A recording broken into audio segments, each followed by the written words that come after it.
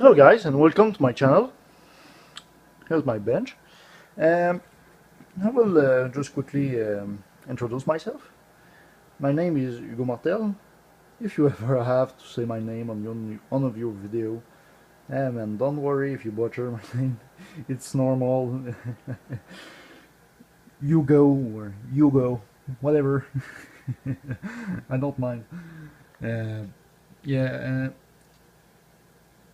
I'm only 18-year-old, yeah, but I'm old school.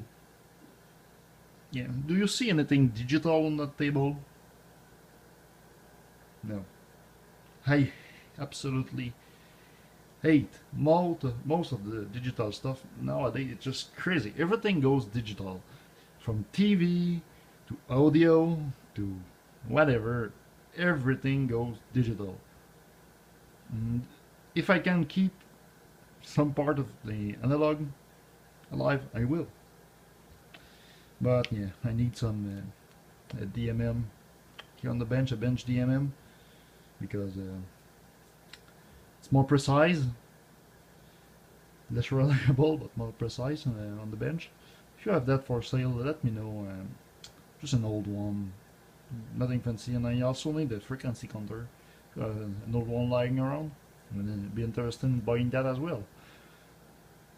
So here we go. I will just give you a tour of my bench. I have a storage right there with RF connector, thing like that. Accessory for the oscilloscope, solder part, thing like that. Sorry. Yeah, I got a power supply that I will use to work on vacuum tube, test them, just make prototypes. Just a 6.3 volt AC for the filaments, and 0 to 30 volts DC, 30 milliamps. Power supply wasn't intended to work on vacuum tube, but yeah, it happened to be pretty well in the range of voltages and current that I will need to work on vacuum tubes. Yeah, I got a little 13.8 power supply that I will need to just make a regulator on it, because the one which is in there has a gas discharge tubes sorry, inside of there. It would get replaced with a 7812 and a 2M3055 pass transistor. I have just a beautiful radio. It's a AM FM tuner, Panasonic, 4 channels, very beautiful. Here I have a soldering station. It's a brand new wheeler I bought, no complaint about it.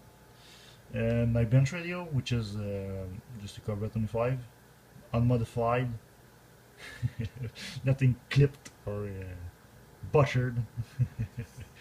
The limiter is still in there, no clipped anything, just clean stock radio. And just clean the glue off, did a cat job, that's it. I will need to align that when I will have all the equipment required. Just hooked up the trucker's antenna outside. I got a DC power supply that I built. It's the case of a DC power supply that somebody had just did a whack job on it and just didn't been able to figure it out, so I just built another one instead of there. Yeah, I got a EatKit VTVM, pretty useful since I don't have a DMM on here. I mean I got the handheld DMM, that's cool, and I got a super duper mega cheapo here. Just crap, isn't reliable or anything, and don't use it. And I got the Variac with an insulation transformer, Accustat like I think it's 15 kVA, and then 300 VA insulation transformer. Sorry for the background noise, it was the fridge right behind of me. Yeah, insulated output and non-insulated output, very useful thing to have lying around. I have a VOM Simpson 260, classic, I love it. I have a little gadget that I made to inject audio into radios.